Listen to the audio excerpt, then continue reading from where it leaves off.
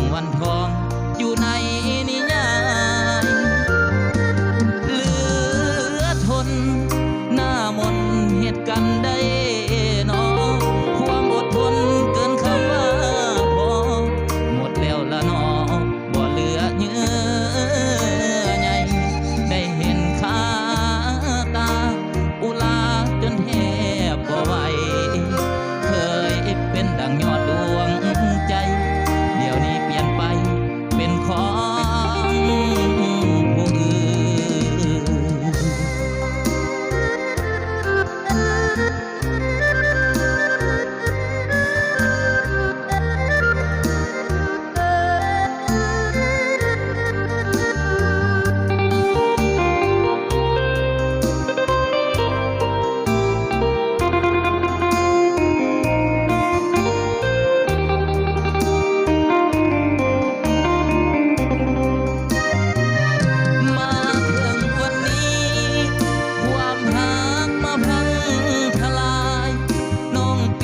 ไปมีสาย